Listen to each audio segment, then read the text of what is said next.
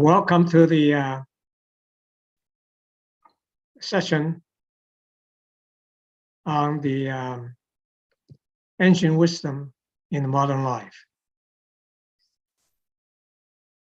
Before I introduce the speaker,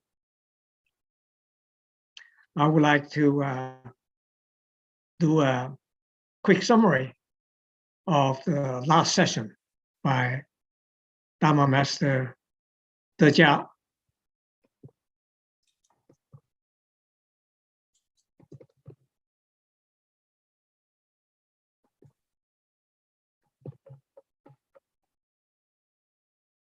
Last week, we are very honored to have Dharma Master Dejia, who has spending decades in attending the traumas of last stage patients in Taiwan. And her talk was called The Mystery of Life and Death. And here I give a very, very simple and quick summary.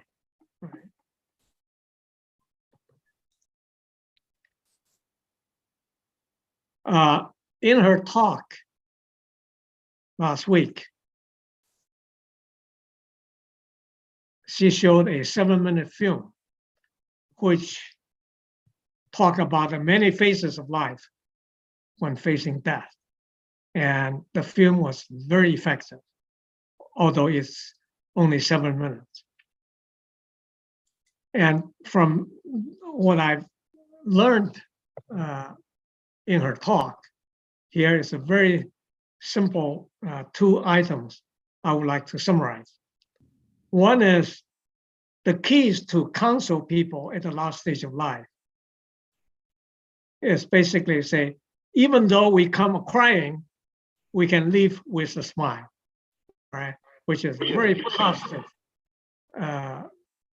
message for the people who are in distress.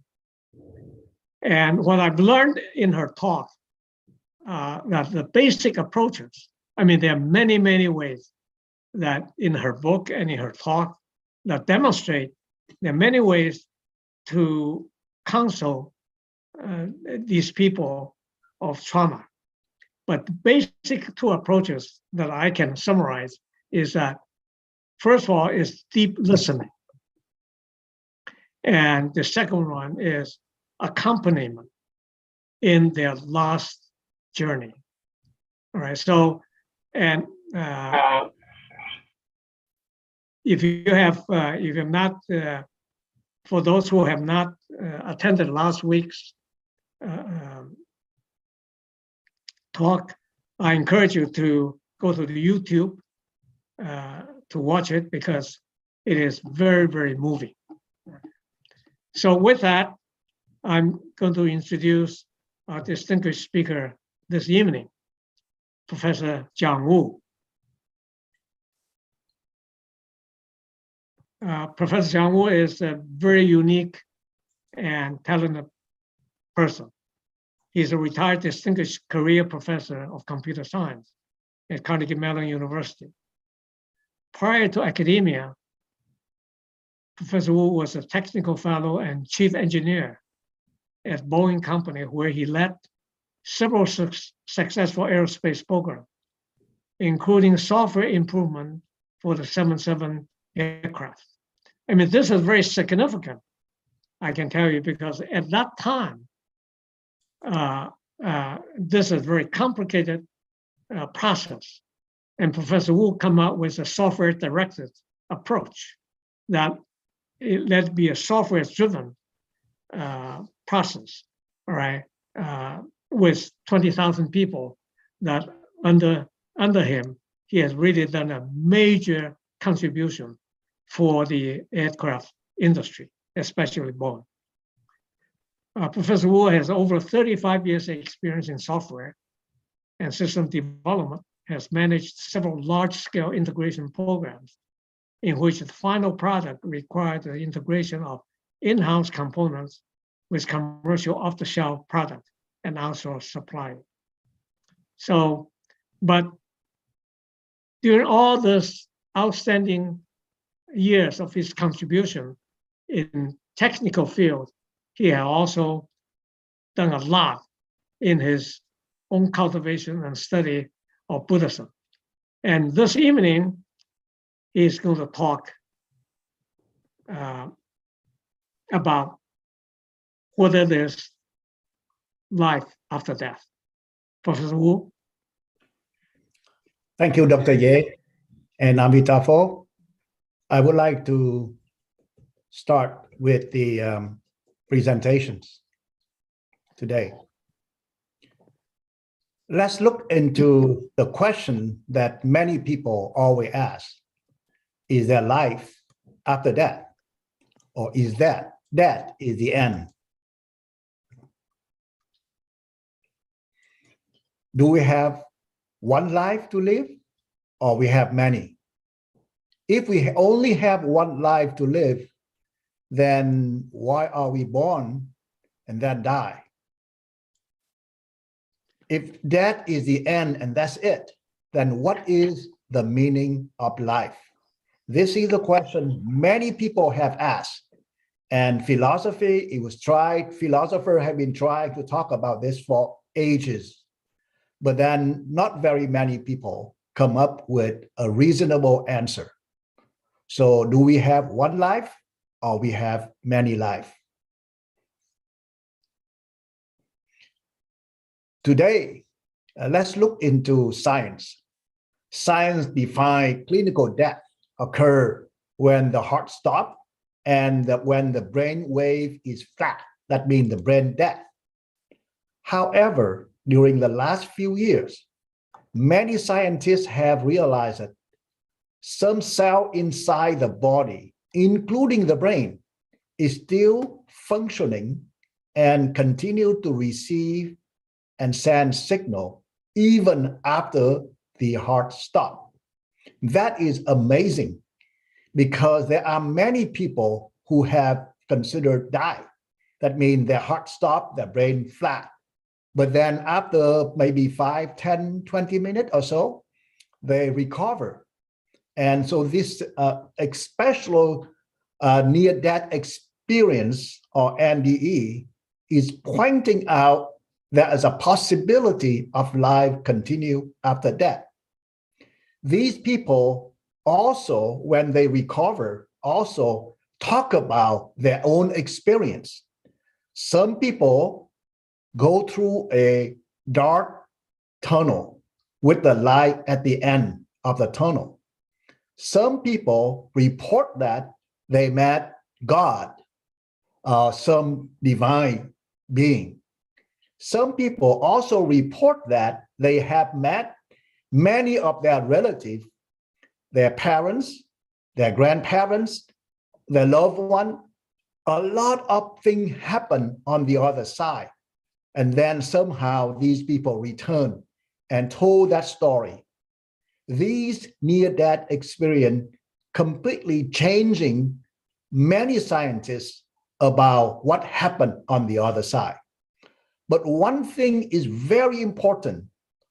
According to some research, all these people who have experienced near-death experience also say that they are no longer afraid of death, because they know there are another life on the other side. That is a significant change. There are many, many books has been written about this kind of near-death experience. And if you are interested, you can also purchase some of the book and read about these phenomena. But one thing that all these people, after they recover from that, they all change, significant change, and they change to be better. Many people report that they regret what they did in the past, and now they change. So a lot of people also report that when they die, the whole life, the whole thing suddenly happened right before their eye. They look at all the mistakes that they made. They make all of the things they did in their life. And now they come back they are willing to change. That is another significant thing from the near-death experience. Even today, the latest report last year that some scientists have accidentally measured the dying brain when these people die. And they also find out that the brain is still functioning with a lot of waves similar to those occurring during memory retrieval. So these confirm the story of the near-death experience when people see their entire life at the blink of an eye just before they die. So when these hearts stop, when the brain stops functioning, there are something happen, and these people be able to recall what happened on the other side. So the scientists concluding that the brain may play a very, very important things happen. Basically, just like a film happened before their eye.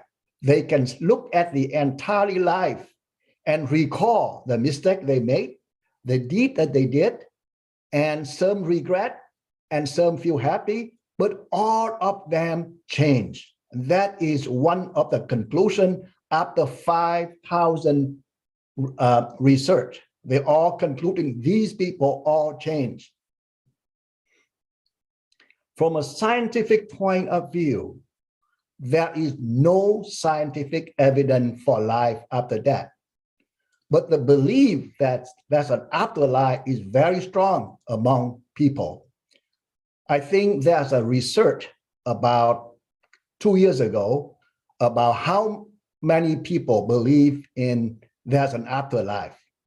And the result was about 87% people believe that there are many, many lives, and there are life after life after life.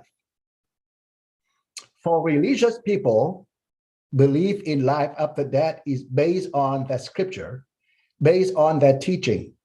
All the major religions, Christianity, Judaism, Islam, all believe in the afterlife because they all believe that God has promised them that after they die, there's another life. In Buddhism, most Buddhists believe in reincarnation. Is based on the tradition that the Buddha remember his past life when he reached enlightenment. For most Buddhists, they don't believe in death is the end. They believe in life is a journey. You die and then rebirth, reborn again and again and again. And that's the major differences. Most major religions believe that human consists of two parts: the body, which is a physical body, and the soul, the spiritual, the thinking aspect of a person. And they believe that the soul is something immortal, something unchanging. When people die, the soul just moving into another body, and then they live in another body, just like a time traveler. You travel through time, undergoing many, many lives. Therefore, a person will be reborn to another person and then die and be reborn into another person again, no matter what he does, good or bad. When he becomes a person, he's always a person because the soul is immortal. However, Buddhism do not believe in the soul. Buddha teaches there's no soul, there are no self, but there are conscious, which is a dynamic, always changing, that people can be reborn according to certain karmic conditions. Rebirth or reincarnation is a major principle that's going on in the world. Each person who are born in this earth is locked into a cycle of birth and death and rebirth. So from the Buddhism point of view, life is just a journey. You go through life, you go to this life, and when you die, you are reborn in another life and another life. It entirely is a process that continue in a cycle of birth and rebirth or samsara. Life does not end at birth, always continues. So where do they go? According to Buddhism, there are 6 states of existence. People can be reborn in heavens as humans, as an asura, or hungry ghost, animal, or go to hell. So there are 6 paths which is people can go to. A person can reborn into certain existence depend on their karmic, depend on what they did in that life. For karmic is something that is a rule of the universe that dictate where people go after they die. Again, in Buddhism, rebirth is a process that people go to many lives. So there are no permanent self or no permanent soul, but there are always something that the only thing that when we die that go from one life to another life is our conscious. Our conscious always vibrating, always changing. What happened in the conscious? Basically, the conscious is dictated by the law of cause and effect. The laws of cause and effect is very straightforward. You did, you get what you sow. So if you do a good thing, you receive a good thing. If you do a bad thing, you receive a bad thing. That's a simple way to explain. A lot of people say, well, I don't believe that we have many lives. I don't believe that it is possible. Well, from a science point of view, there are many cases of young children who report of a very early age, they can recall their past life. There are a lot of research being done, especially from Dr. Ian Anders Stevenson from University of Virginia School of Medicine, who have collected over 5,000 cases where children between the age of 2 and 4, they can start talking about their previous life and the event that lead to their death. Dr. Stevenson have verified most of these cases that the children claim by speaking to their relative and by look at historical record. The case of a young child who tell their parent at 3 years old, say, my name is not Michael, but my name is Simons. And the parent keep on saying, no, your name is Michael. He said, no, I'm not Michael, I'm Simon. I live in that state, in Texas, where the families came from New England. And he was 3 years old. He can explain the entire thing happened in Texas. In detail, the city where he lived, his wife, his parent, his relative, with all the name. So out of curiosity, the parent checked with the people in Dallas and verified the story is true. And he told him, the parent at 3 years old, that somebody killed him by shooting him in heaven, and he was buried in the desert. And basically, when they went to the desert, digging up that place, they found the body there. So there are many cases that happen when very young children can remember their past life. So that is another evidence that proves that there are many lives, not just one. And there are books about it. Dr. Stevenson publishing the book, Children Who Remember Previous Life, and also and Life Before Life. There are many other books related to this topic. And there are many scientific evidence prove that we do not have just one life, but we have many lives. And after that, we can be reborn into another life, into another being, maybe humans, maybe animals, and so on. A lot of people say, well, if there are many lives, why don't I remember anything? Of course, some people remember and some people don't. But let us look at the case of the prodigies, children with a special talents and aptitude. For example, in music, everybody knows that Mozart, who is a genius, at 4 or 5 years old, he's already know music. He can compose music and play all kinds of instruments. And by the time he was 8 years old, he's already conducting the whole orchestra. Beethoven is another genius. Chopin, Bellini, and Bizet, they all young prodigy.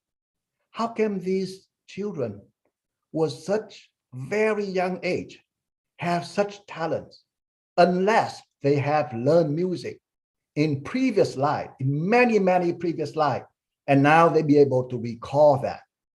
The same thing happened in math. Blaise Pascal, John Newman, and many other scientists has been able to solve sophisticated mathematical equations when they was very tender age. In literature, we have Voltaire, who can memorize a lot of books from author who lived 2 or 3 centuries ago. Rimbaud is another poet who has been writing poem when he was very young. John Stuart Mill started writing about history in Greek and Latin, even though his parents only know English. And then we have Jean Piaget, is another psychologist who are also very famous. And there are many others, prodigy, who have such talent when they was very young age. So how do we explain this? And there are many explanations about the 12 link, but let me explain in a simple term for my own understanding.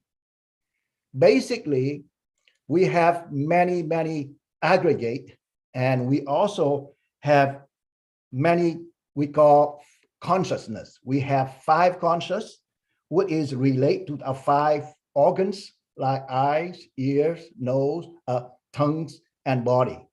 And we also have conscious, and we also have subconscious. The 12 link explain when it's starting out with the word ignorance. That means you don't know anything. You do not understand the truth. From the ignorant, let's imagine this is something happened in the past through ignorance. Then parents conceive and have a child. A child starting in the wombs that became to form mental formation. That means some action happened in their mind. These actions create into a conscious. From these conscious, it come into name and form, begin to identify things. During the mental formation, the young child at that time, still in the womb, identify and be able to distinguish between subject and object, which is a beginning of duality. So again, there's a me, there's also other people. Basically, the ego start to develop at that time. So when conscious happens, and then they be able to identify name and form, and then their sense begin to develop at that time, the 6th sense, and then become they contact, they be able to identify, touch, and then they have a feeling, sensations. What feeling and sensation came with desire? I want this. And then with desire, they have possessions. I want this, this is mine. And then these craving for experience eventually lead to birth and death. Basically, if you want to learn more about the 12 link, you can go out to, there's a lot of books. This is a basic principle of Buddhism. Also, we understand that, as I explained, there's a 5 sense, which is we call conscious, which is from sight, hearing, smell, taste, touch, and their mind. Basically, their thinking, their mind is where we distinguish between subject and object. And then that one corresponding with the mana, which is consciousness, which is an ego.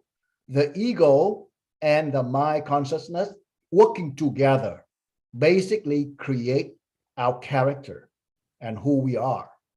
But everything we do, good or bad, from our action, from our speech, from our mind, it becomes a seed that store in the consciousness, the eighth consciousness, or the alaya consciousness. This is a storehouse all the seed, good or bad. When we die, our body disintegrate. So all the consciousness, the sight, the hearing, the smell, the taste, the touch, all disintegrated because the organs, the eye, the ears, the nose, the body, are disintegrated. And of course, the mind is also gone. When all these six senses are disintegrated and gone, the mana consciousness, which is our own ego, also have nothing, also disappear, also disintegrated. The only thing that remain is the alaya consciousness. And through karmic and through the law of the universe, the alaya consciousness continue to move into another form, another sentience, either become a humans, or become an animals, or become an asura, or become a hungry ghost, or go to hell. It depends on the karmic distribution at that time. So the only, from the Buddhist point of view, the only thing that remain, that travel, that move from one being to another being, is alaya consciousness. And this is the alaya consciousness is always dynamic, always changing, because in our life, we think, we act, we talk, all of these things has become a seed that store in the alaya consciousness. So therefore, the alaya consciousness differences from the soul. The soul is something unchanging, immortal, go from one sentient, one life to another life, which is always stay put. Alaya consciousness is opposite, it's always changing. It has a seed, everything we do, we think, we act, we talk, become the seed go into the alaya consciousness, and the alaya consciousness continue to rebirth, to go from one life to another life.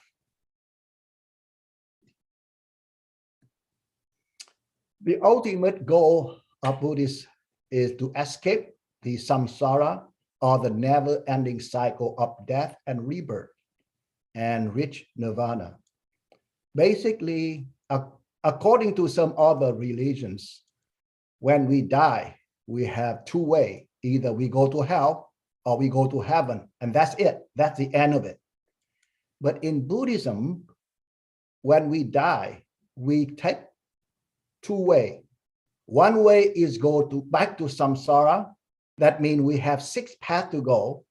Either go to heaven, become another human being, become animals, become a hungry ghost, or go to hell. That's a sixth path. That means basically the samsara path. Or if we cultivate and want to set our goal to reach nirvana, then we go to another realm, which is a pure land. There are many, many pure land exist in Buddhist cosmology. So therefore, you can go to Amitabha Pure Land, or you go to Avatamsaka Pure Land. Eventually, if you cultivate and willing to practice, to cultivate, to escape the cycle of death and rebirth. So basically, this is a very short talk. I know the topic is very, very broad, but we have about half an hour. So we'll stop here and waiting if we have any questions. Thank you.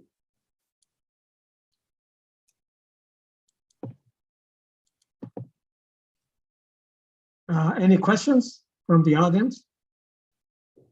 Thank you very much, Professor Wu, for a very short but concise introduction to the recycling of life from the Buddha's perspective. since I didn't see any question, so I'd like to, can you go back to slide 1? Sure.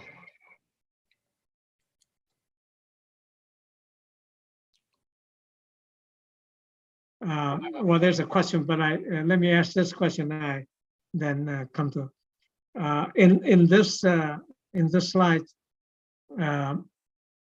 There's a question: what is meaning of life? Then the person being asked said, "I don't know. The computer is shut down."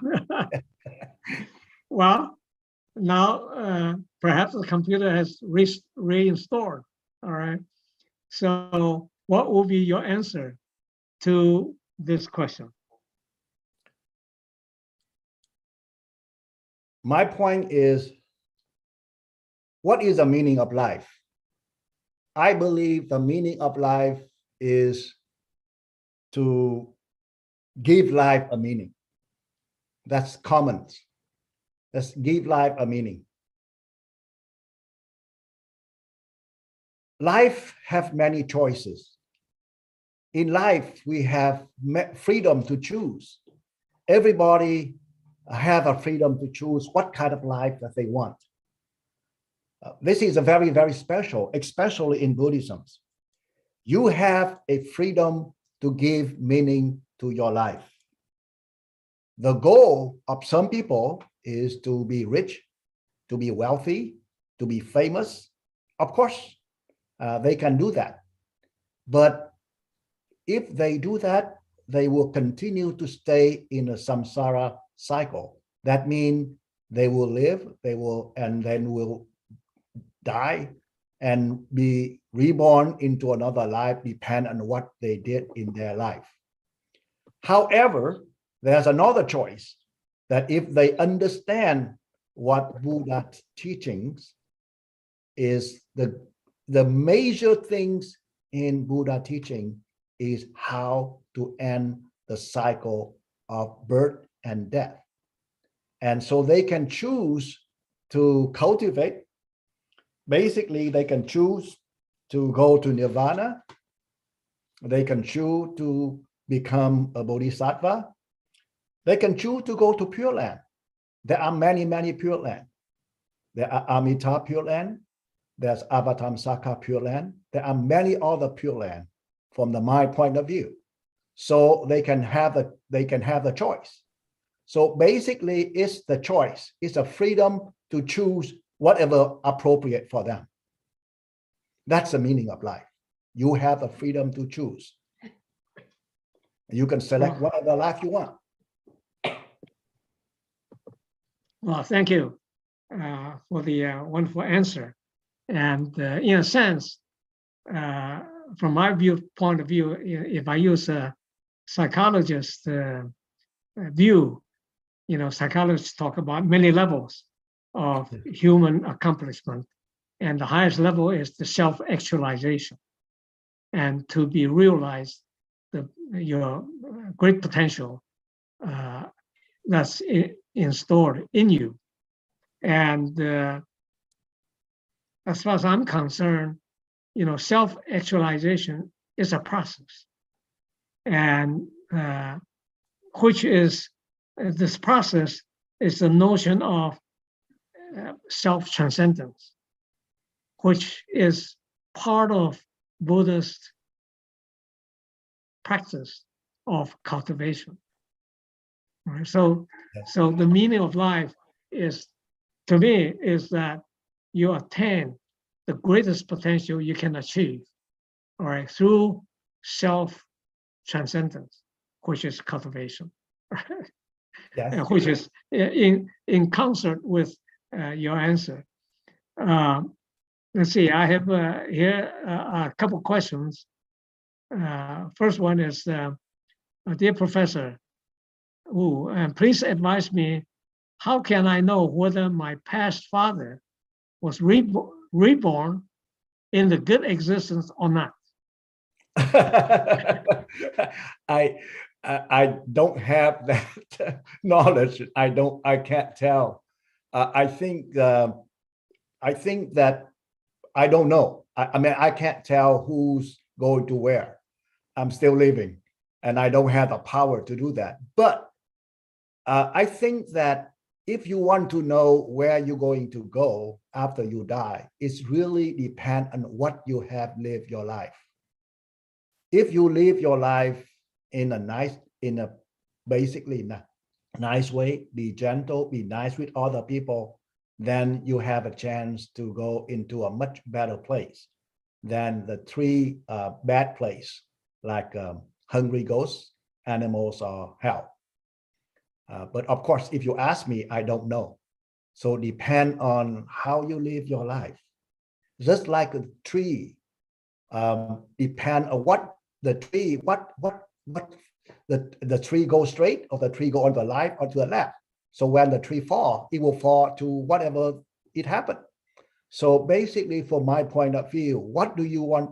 If you want to know what your next life would be, it's really about what you did in this life. So from my point of view, try to be gentle, try to be nice, try to follow the precept. If you are a Buddhist, try to follow what the Buddha is teaching and cultivate. And I'm sure that you will go to a much better place. As I mentioned, that we have two choices: either continue to stay in the samsara world, that means life and death, continuum, or you can go to nirvana, go to the Pure Land. It is up to you, and that's your choice. And that's why I say we have the freedom to choose what kind of life that we want. I hope that I will be able to, that will answer the question for you. If I can make a comment, of course, in Buddhist practice, we can do things to transfer our merit to the people who pass away. All right. So, for example, recitation of the Earth-Store Bodhisattva Sutra and things like that are very helpful as well. Let's see. Here is, okay. Professor Wu, how long after death that people will start their new lives? In my culture, they believe that people will stay up to 49 days. Is that true? Well, I think that according to the Earth-Store Sutra, then people stay up to about 49 days, which is according to Sutra. But I believe that some people who cultivate, who are very serious about cultivations, may be able to go directly to another realm immediately. And some people, again, these are based on Sutra. Some people, if they do a lot of bad things, they may directly go to hell immediately.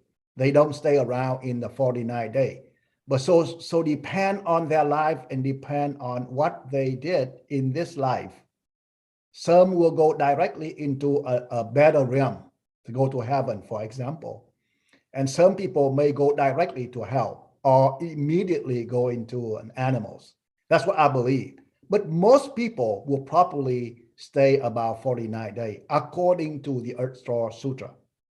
That's for my own understanding, which is very, very limited. Here's another question. Professor Wu, so after a person passes away, how long can he keep the memory of this lifetime, I guess? The memory of this life is mostly based on there are two kinds of memory. The memory of this life, or conscious, in the sixth consciousness and the seventh consciousness disintegrate when you die. However, the alaya consciousness, which is a storage of all the seed, will be able to keep all of the memory, but you may not be able to recall them unless you cultivate and practices, and reaching certain level, you may be able to remember your past life. But most of us, we don't. Here's another request. Professor Wu, can you repeat, talk about the fifth, sixth, and seventh, and eighth consciousness? Thank you. Okay, so based on the slide, let me share the.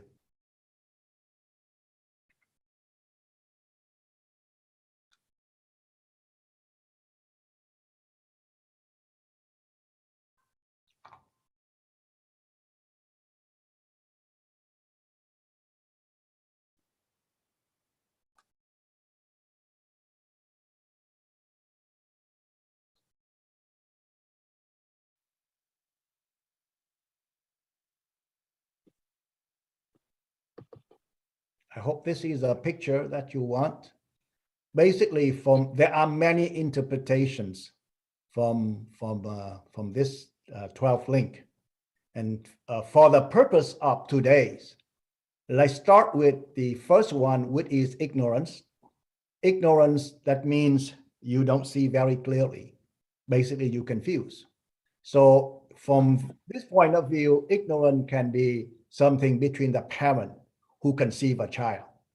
When the child is in the womb, the first thing the eight conscious came into the wombs of the parents.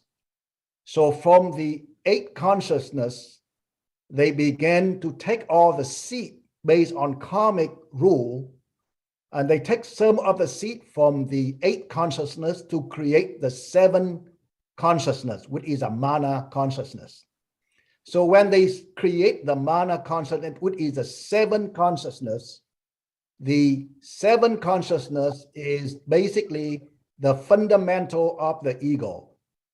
The seven consciousness begin to act. This is where the mental formation, this is where they distinguish between the subject and the object and begin of the duality. The seven consciousness create the consciousness, which is the sixth consciousness. And from the sixth consciousness, they recognize the differences between the ego, which is me, and the other environments. So again, from there, they began to name me and others, which is a duality. And that at the time, the sixth sense is being formed, the ear, the nose, the tongue, the body, all those being formed. And then you have a correspondent consciousness associated with the senses, which is the senses from the nose, the consciousness for the ears or the eyes, the body, and the thinking.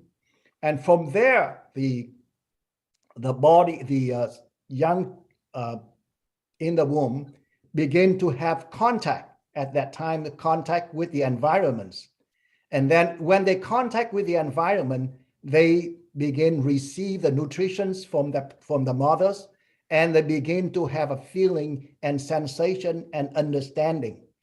From there, they receive that, they begin to have a desire. That means I want more food, I want more of this, I want more cuddle, I want more of this. Then from that desire, they create a possession. I want this, I want that, and then create a craving for the existence. And then they be birthed and become a person and be born.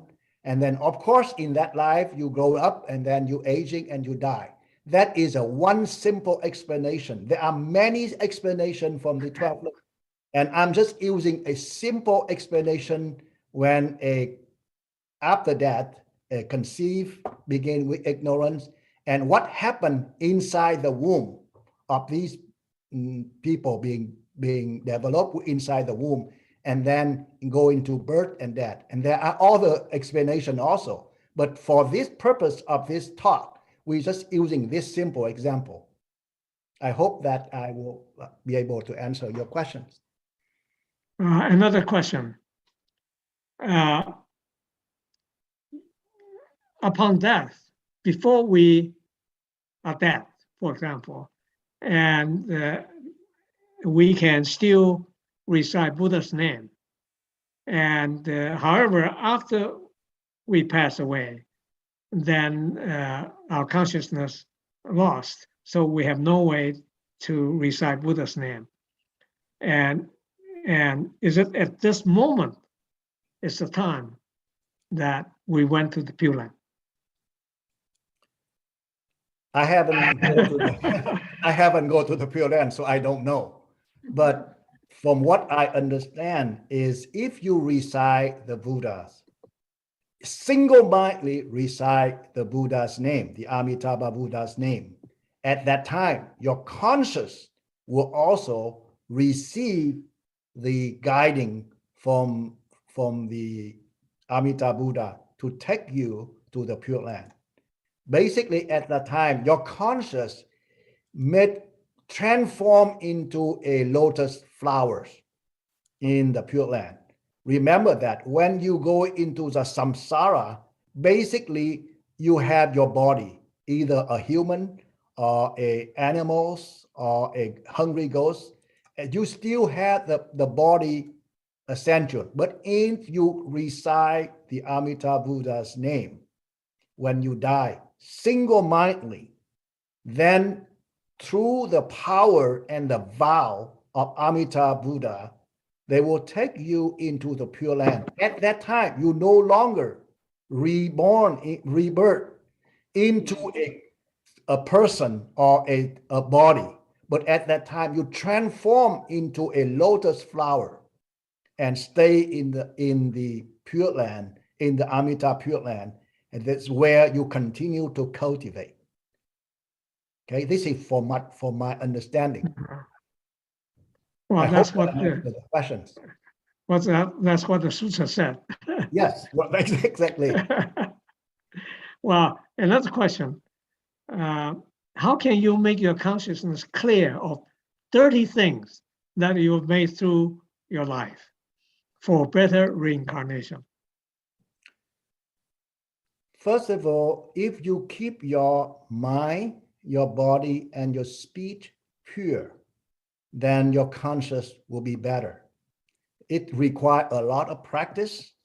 One of the common practice is meditations. When you meditate, you try to keep yourself, when you meditate, you don't talk. I mean, you can control the speech. You don't act. That means you can control your body. At that time, the only thing happen is your mind.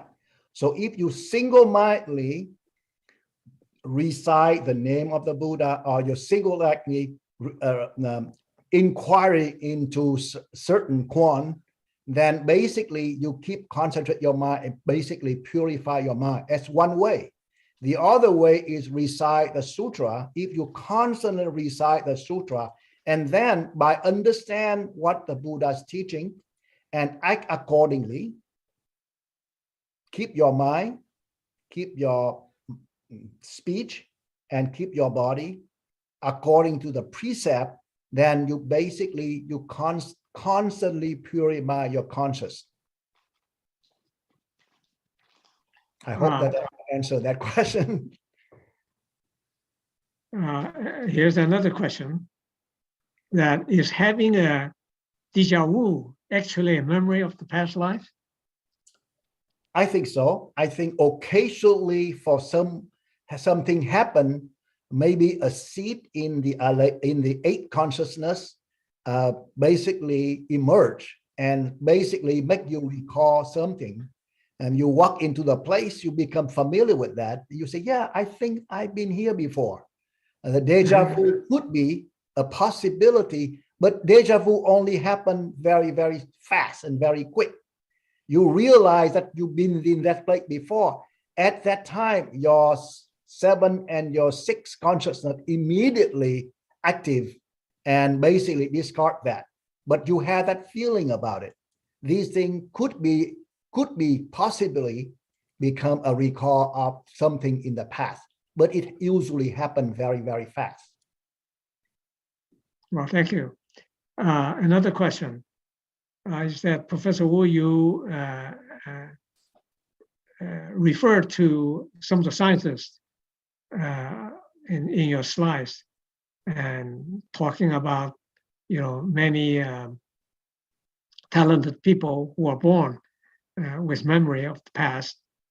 Can you refer to your personal experience or personal experience of people around you that prove that the three times or six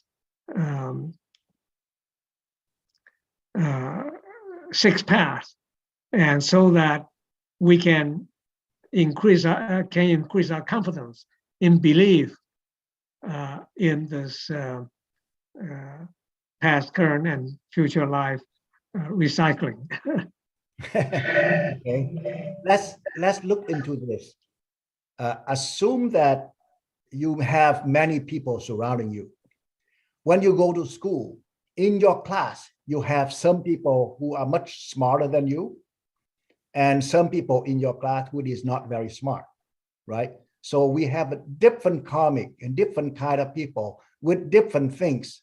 Why some people are very talented in music when the other people who have tried very hard but couldn't do anything with music instruments, for example. Some people pick up a guitar and within about a week can play very well. When some people who practice for months or even years couldn't even strum a chord, because you don't have that talent, because you never learned that instrument in the past.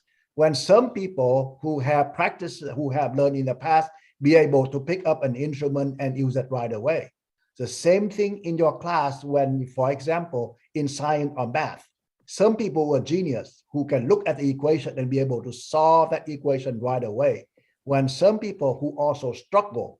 So again, in our life, we meet so many people with different talent, with different skill.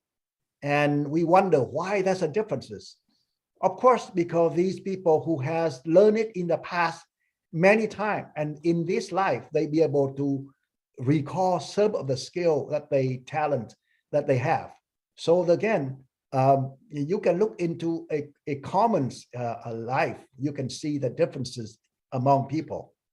So that proves that the differences between people and people who, you know, again, as I using music and science are the topic that is most people can read it too. Of course, there are many other examples of other people. Today, you see that I can't say about other realm, but look at the animals. You have dogs or cat, and you can see that some dogs who are very close to you. Even you train them, they are very close to you. And there are some dogs, no matter what you train, the dog will not obey you. So again, you can see that there's a possibility that the dog who are very well trained, who are very good, who are very close to human being, maybe can't be another human in a past life. When the dog is not very closer to the people who are always angry, may not be a person in the past life. Those are the things that I just using as an example from my very limited knowledge. Well, here's an interesting question. What is the way to not to be reborn and die? I think that if you live in this samsara cycle of birth and death, you have no choice of ending it unless you cultivate and go to nirvana. You cannot end the cycle in samsara by your own will. It takes time. You must cultivate. You have two choices. Either you go to a samsara which has 6 paths, or you can go to nirvana and go to the Pure Land. Those are your choice. In order to go into Pure Land and go to nirvana, you have to cultivate. You have to practice. You have to follow. You have to keep your precept. You have to follow the Buddha teaching. If you don't want to go, if you don't want to do that, then you always stay in the endless continuums in the samsara cycle of birth and death. Another question, dear Professor Wu. How does ace consciousness leave the body? And can we master that process, and how? Well, I don't have that experience, so I can't talk about it.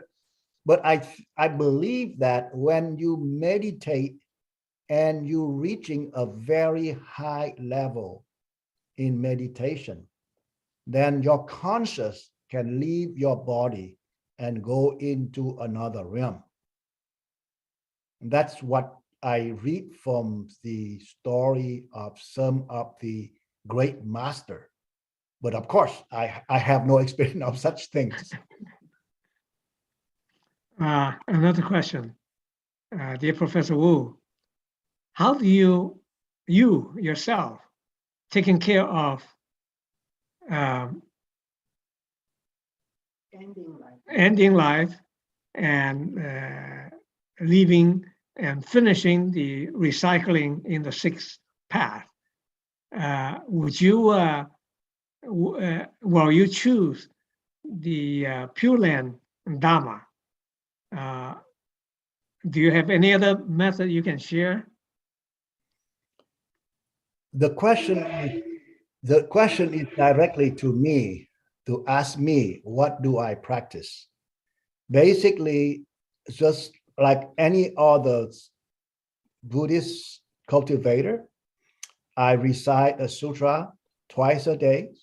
I do meditate, and I try the best I can to keep the precept that I hope that if not this life, maybe the next life, maybe another life, if I continue to do that, then someday I would go to the Pure Land. And that is the goal that I wish I could go to the Pure Land. Another question, Professor Wu. When you look back in your life, you have any regret? Of course. Okay. We all have good thing and bad thing in our life. Because we still, we are ignorant. We are not wise enough. So basically, in my life, I make mistake. I do regret about it. Of course, that I don't have any major regret or major mistake that I made or hurt anybody. But of course, we all make mistake every day through our body, through our speech, and through our thinking. We all make mistake. And occasionally when you stop and look back, you say, wow, if I know better, I would not do that. But, we are humans. We are still living in this samsara, and I consider myself still an ignorant person, so I make mistake like anybody else. And so what advice you would give us when you look back in your life and say your children or your grandchildren? We all make mistake, but I believe I am very, very fortunate that I do know about the teaching of Buddha. So I try the best I can to follow the teaching of the Buddha. I also encourage my family member, my children, to do the same thing with me. For my understanding, and I explained to my children when they was very, very young, that this is the life that I choose, and this is the life that I do. And of course, my children have the freedom to whether to follow that or not. It's up to them. But I do the best I can to educate them, to set myself as an example for my children and also for my friends, for my relative, to follow that.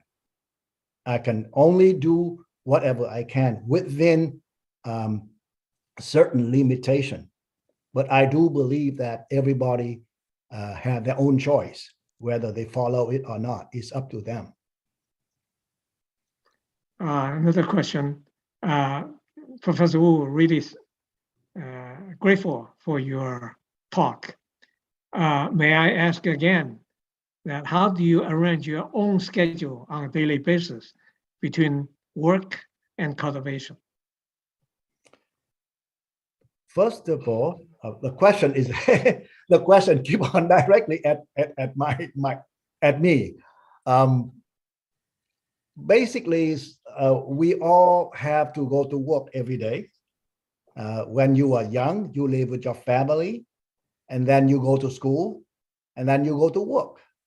But when I was very, very young, I already know a little bit about Buddhism. So I set aside some time, maybe 15 minutes, 20 minutes on hours, depend on the time available to recite the sutra and to meditate. When I go to work, you only work for about 8 hours, then you have time for your family, for your own family and my children. And then I always set aside twice a day about an hour to recite the sutra and meditate. And now I retire, so I have more time for myself. So I increase the amount of time for reciting sutra, reading books, reading Buddhist books, spend more time on certain sutra that I really like, and then spend some time and continue to recite sutra and meditations. Basically, that's a normal life, because I'm basically retired, so I have more time for myself. So I devote more time for my cultivations. Another question: what is the difference between Mahayana and Theravada Buddhism in regard to life and death? Which one is more genuine? What about Tibetan Buddhism or Zen Buddhism? Why do people want to escape from life and death? Well, this is a very, very big question, but let me clarify this. When Buddha is in the world, there's only one Buddha Dharma. When the Buddha entered Nirvana, all of his disciples continue to going out and propagate the Dharma. But each disciple have different understanding. So therefore, they are not know everything. So many of them travel to different country and different place. For each place, it depends on the culture, it depends on the people, and depends on the language that they can teach the Dharma maybe a little bit differently. It depends very much on the people and the culture there. So when the people, when the propagate the Dharma in country like China, which is really open and with a lot of support from the emperor, then basically it's like the rain in a very fertile land. It completely blossomed into Mahayana. When all the people who travel is south, mostly in the south of India or Sri Lanka or Southeast Asia, at that time, the culture there is very limited. Therefore, their teaching is also limited to a few things. The same thing happened in Tibet, and same thing happened in other countries. So therefore, there are two things. One is the understanding of the monks and nuns who propagate the Dharma, how much they understand the Buddha teaching.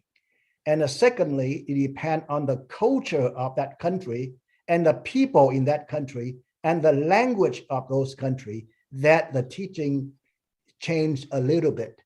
However, all the core principle of Buddha teaching is not changed. If you look into Theravada or Mahayana, they all believe in the ending of the samsara and go to nirvana, okay? So basically, there are no differences about life after death, about ending the life, ending the birth and death cycle. The same thing happened in Tibet, and same thing happened in other countries. It's an interpretation, depend on the culture. In some country, some culture is very rich, especially in China, it's very, very rich. And also significant support from the emperor. At that time, I believe the the Buddha teaching is blossom into significant. And also you also see that there are many monks from China go into India and learn and bring back the sutra to China and enriching in much more and compare to the other country. So that's my understanding about that. But from the birth and death, both Mahayana or Theravada or Tibetan, they are the same. The goal is to end birth and death. No differences. I hope that I can answer that questions. There's a last question, but it's the in Vietnamese, so I couldn't, I cannot interpret for you. Maybe the Vietnamese translator can help, or Professor Wu, you can see it yourself. Yes.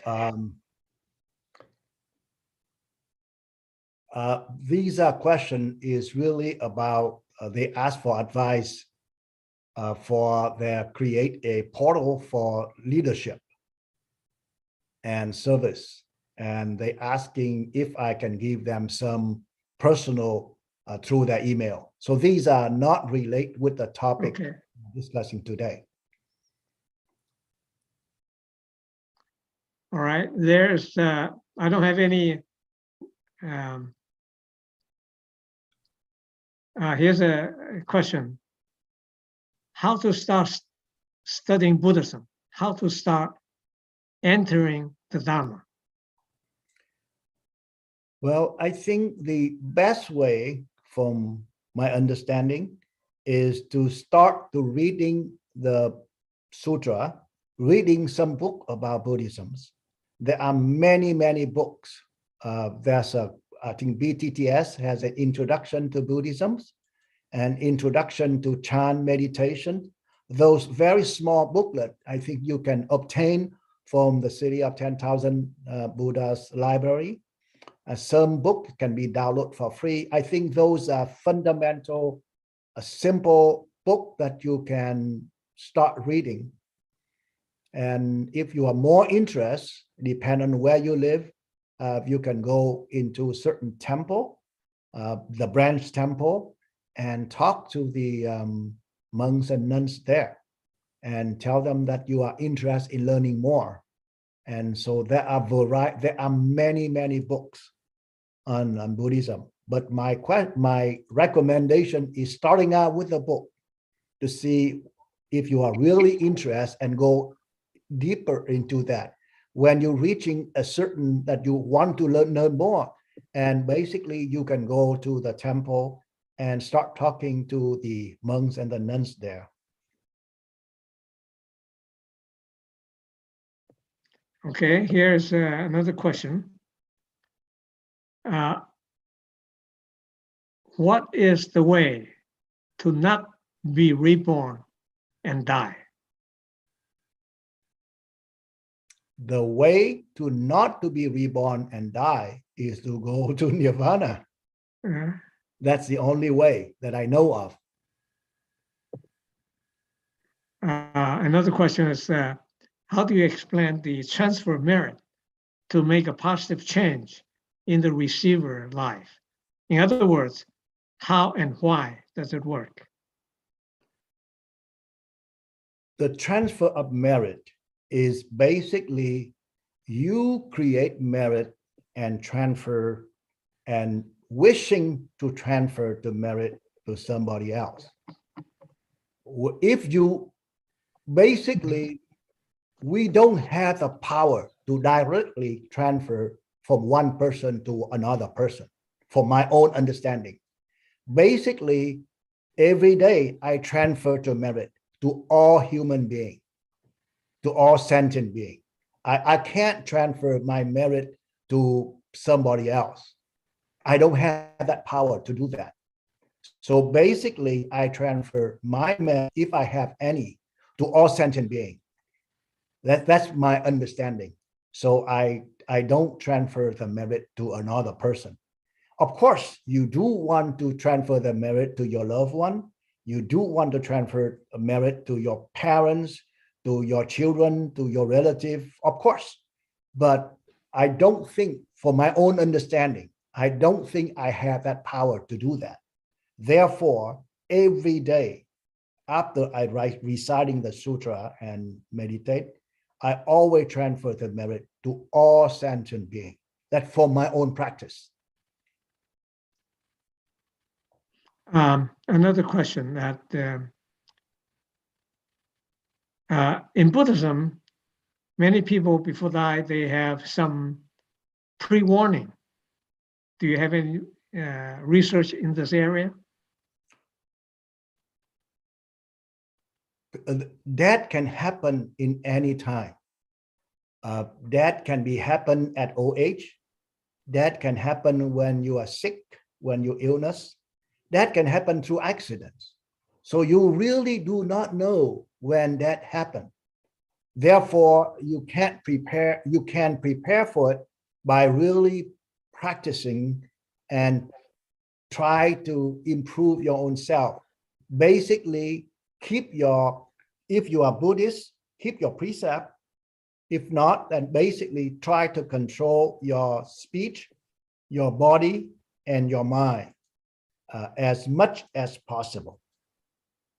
The signal when that happens, the clinical signal, and the doctor can give you some advice about it. But basically, I don't know what are the signal when that happened. Well, perhaps this person was referring to the fact that in many cases, in the Buddhist story, many high monks or nuns, they sort of predict, they know when, and they will be that will be last day of their life. All right. Yes, if you cultivate to a certain level, there's a possibility that you may know ahead of time. But those require is a very serious cultivator. Another question is, could you give us some basic books titles to start? As I mentioned previously, if you're interested, there's several introduction to Buddhism by several authors. The BTTS also have introduction to Buddhism, a small booklet about 100 or a little more, and also introduction to chant meditation. I think those two booklets you can obtain from the Buddhist translations from the City of 10,000 Buddha. I would start with those two books.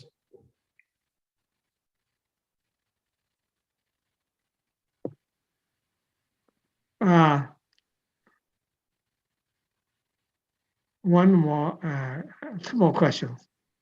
To study Zen cultivation, I don't know exactly, the Chinese translation. I think there are two translations. To study Zen cultivation, do you need a master to direct you? The other question is, do you have a master that direct you? First of all, if you are interested in meditation, you could start pretty much by yourself. There's a lot of video, there's a lot of book about it. In the beginning, you can start to meditate yourself. Basically, you can sit comfortably, if possible, cross-legged, and try to focus on some question like who's reciting the Buddha, for example, and focus your mind into one question. If possible, for very, very beginning, you can focus on your breath. until when you reach a certain level, when you feel more comfortable, then at that time, I believe you do need to find some very good meditation master to follow. It is very important to select the master very carefully, because today there are many fake master, fake guru, fake meditation instructor who basically focus on teaching you something that you can learn from books for money. And if not, we're talking about some other deviant kind of person, like a cult. So you have to be very carefully on that. From my point of view, you should looking for someone who's serious cultivator, who keep the precept and would teach you without asking for something in return. That's the basic from my point of view. And of course, if you can go to some Buddhist temple who do have a chance meditation session weekly. Of course, in the city of 10,000 Buddhas, we do have a meditation sessions that last several weeks. And depend on if it is open, you are welcome to attend. Another question, which practice method is most suitable for lay Buddhists in this era? I think it depends on the persons. Some people like recite sutra, some people like meditation, and it really is up to the person. The most common is to recite the sutra or recite the Amitabha's names. But those are the beginning. You have not just recite, you also have to read the book, understanding it. Not just recite, but you really need to understand. So my point of view is the best method is starting out reading more books, more sutra, and then continue to advance from there. Another question. Professor Wu, you're retired now. Have you thought about leaving home? This thought, okay, this is again is directly to my personal. When I was young, there are times the thought did come across my mind, but I decided not to. I don't have enough merit to leave home to become a monk. I don't think I have enough merit, and right now I'm over 70 now. So I think my best hope is to continue to cultivate. Hopefully in next life or in the future, then I can fulfill that need. I guess that's all the questions so far from the audience. Any other question that people want to? Huh?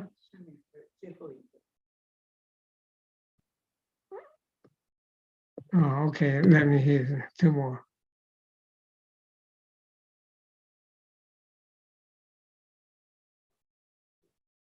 What are the two books again that you recommend?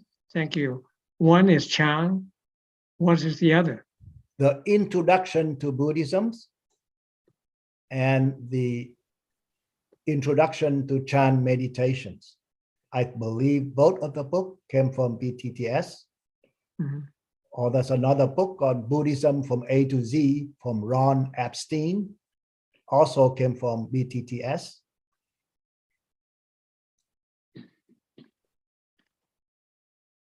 Well, I think that's pretty much all the questions so far this evening.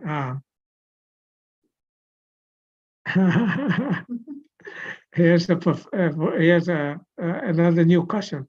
Professor, will you continue to be here in this world after this life?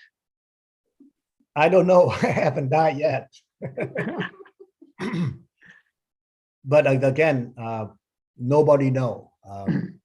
My goal is to go to the Pure Land. That's why I recite Amitabha Buddha's name all the time. But whether I have enough single-minded, or I have enough merit or not, I don't know. Okay, so I mean, I don't really know what happened after I died. And the question, does Pure Land exist? I strongly believe that there are Pure Land. I very, very strongly, no doubt in my mind, that there are many, many Pure Land, not just one. The most common when people refer to Pure Land is the Amitabha Pure Land. But there are other Pure Land. If you read the Abhasamsaka Sutra, there are many, many other Pure Land from, you know, from a Buddhism point of view. But I focus on the Amitabha Pure Land because that is a destination I set my goal and I wish I could go there. I'd like to inject a note. There's a professor in Hong Kong. He actually is the president, long-term president of the Hong Kong 理工大学, you know, he was also a Nobel nominee. He was nominated for Nobel as well. If the people who are interested in looking at the search the internet, there are many talks by him in recently talking about scientific view of how actually the Pure Land exists. His name is Pan Zhongguang, Professor Pan from Xianggang 理工大学. All right, for those who are interested. And I think also if you look into you search the YouTube, there are many talks about people who have visited Pure Land before they pass away. All right, there are records talking about it. And if you read the Pure Land Sutra, it does talk about that if you sincerely recite Amitabha Buddha's name every day, that he will come to invite you to the Pure Land personally, of course, you know, through and before you pass away. All right. So for those who are interested in Pure Land and who are interested in scientific validation of the Pure Land existence, please go to the internet and check Professor Pan Zhongguang. As well, there are many articles and talks about the science and consciousness. All right, there are lots of talks on those issues. So kindly go to the internet and search for that.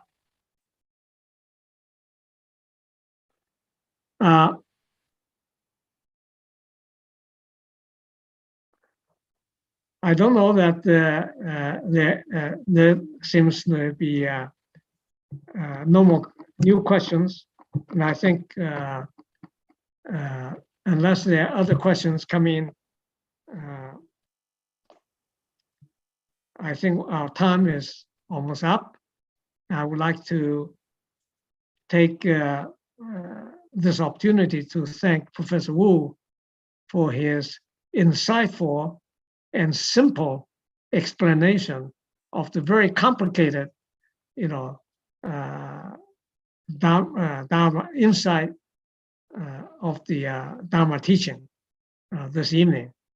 So if there's no further questions, perhaps Dharma Master Yung can lead us for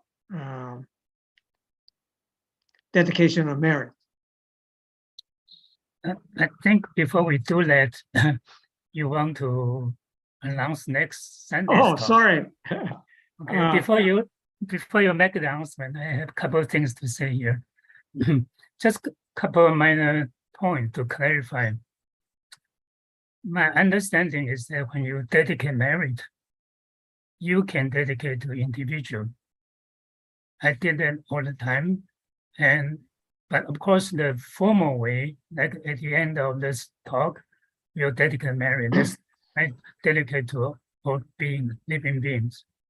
But for a particular person, you can do that, so long as you really want to help him or her, and you can do that. There's no problem.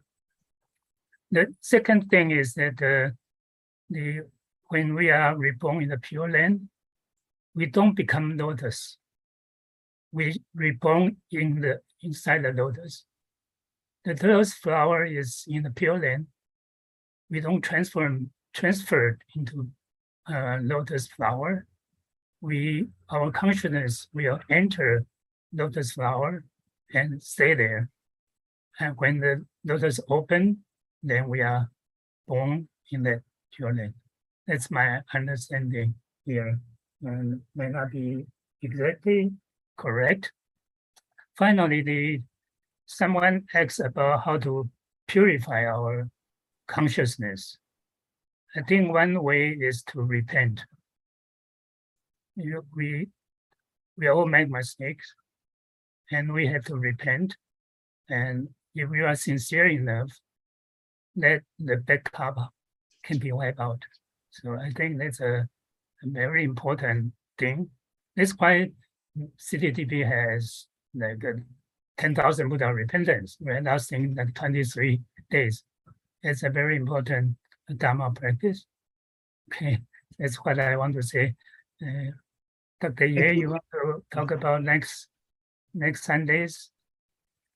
Yes, next Sunday is the last lecture of the series. And will be the speaker will be Dr. Yu Chen, who is a professor at the San Jose State University. Her topic is very relevant to today's world. The topic is that awareness intelligence, short AI, in the wake of artificial intelligence, short AI, all right? And this will be very, very interesting because given the domination of the AI technology today, if you saw the movie Matrix, you'll know what's going on in this AI-dominated world. But there's hope in a sense. We can keep our awareness intelligence, all right? And and Professor Wu will be the moderator for the next talk. So please join us next Sunday, all right? Back to Dhamma Masyo.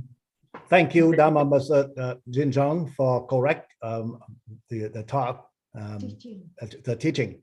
And thank you very much, Dr. Ye, for moderator of this. And thank for all of you who are attending this forum. Amitabha. Amitabha. Thank you, professors. Wonderful talk. And Dr. Ye's moderation. Before we dedicate Mary, I have a good news to announce. Everybody has been asking when CTTP is going to reopen. I have a good news for everyone. It's going to reopen on the 7th of November. So it's about 2 weeks from today.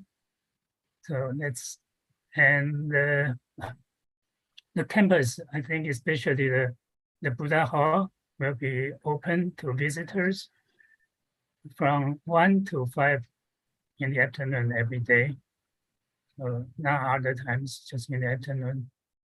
And we are also accept application for volunteers, just like before. So if you are interested in become a volunteer, you can just follow the regular process to apply to be a volunteer. Of course, the SLTP and DRBU, we are accepting application as well. The SLTP and DRBU has been doing that for the past couple of years already. And I'd like to let people know that SLTP are accepting students as well. So this is what I want to announce. Then I want to ask Ellen to lead us to dedicate merit. 阿弥陀佛。阿弥陀佛。May the merit from this practice adorn all the Buddha's lands, repay the kindness from above, and rescue those in paths below. May all who see or hear all this resolve upon awakening, and when this body meets its end, be born together in the land of bliss.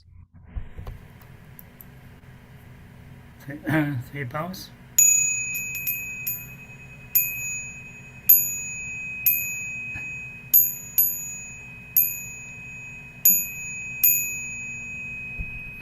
Bowing respect to the Venerable Master.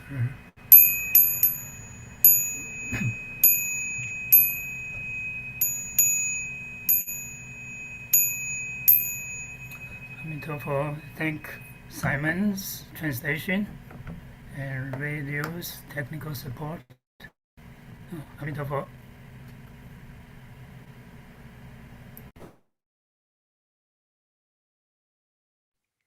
Thank you, Simons, and thank you, the Vietnamese translator.